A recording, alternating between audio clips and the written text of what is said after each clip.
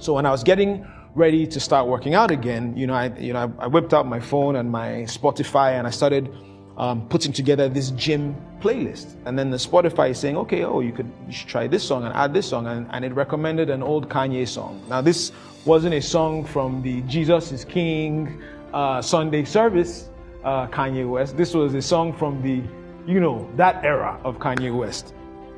Now, I'm being very honest with you guys. I've been a hip-hop fan for over 20 years. Okay, so when the app recommended this particular song, it's like, no one man should have all that power. I was like, okay, this is what I'm talking about. Gym things, I could just feel the energy. So I added the song to my playlist and I started working out. And, the song is so energetic that I actually put the song on repeat.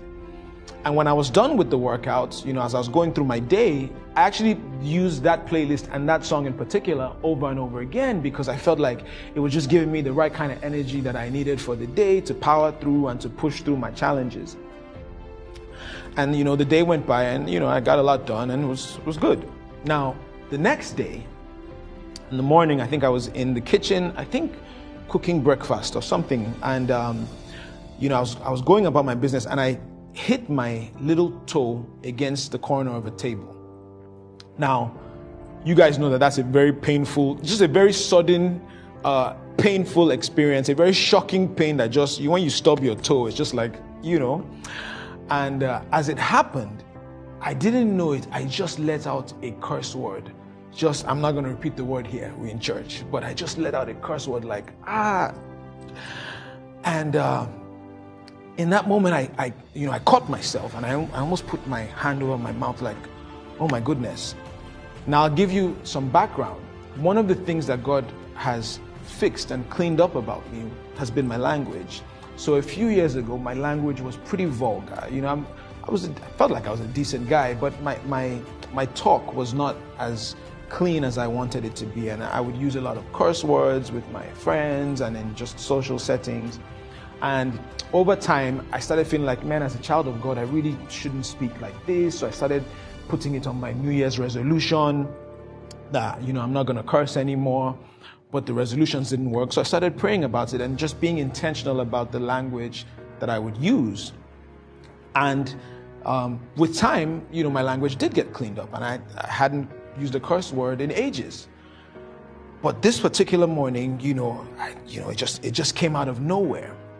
But here's the thing, it didn't really come out of nowhere, because the Holy Spirit instantly reminded me that for the past 24 hours, even though I had done my best while listening to the song to skip saying the curse words in the song, I had allowed curse words to enter my heart and to enter my mind. And I had just, I've been listening to this song over and over again. So there was an abundance of curse words in my heart and in my mind.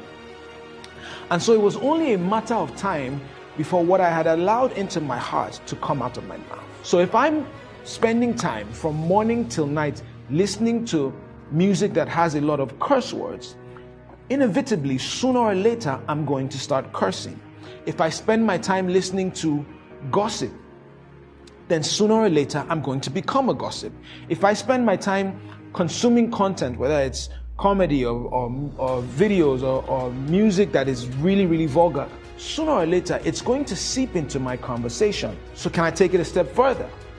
If I'm watching porn all the time, if I'm watching sexually suggestive music videos or spending my time online looking at girls twerking, then sooner or later, I'm going to get entangled with a spirit of lust, which can very quickly lead to extreme struggles with pornography addiction and with promiscuity.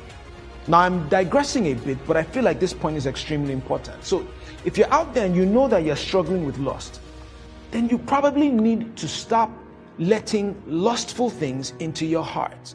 You probably need to stop watching certain things. You probably need to unfollow some people on social media. Might be your favorite celebrities or on-air personalities. And even if you're not going to unfollow, you might need to mute them. I'll be honest with you guys. I've had to mute my friends, people that I know and love, and we've been friends for a while. But if the content is just a little too sexually suggestive, then I know where God has brought me from, and I know that I'm not trying to trigger myself to get back there. And so I have to guard my heart. I have to guard what I'm allowing my eyes to see, what I'm allowing into my spirit, into my mind and my heart. Bringing it back to what we're talking about today, if I'm going to watch what's going to come out of my mouth, then I have to watch what I'm letting into my heart.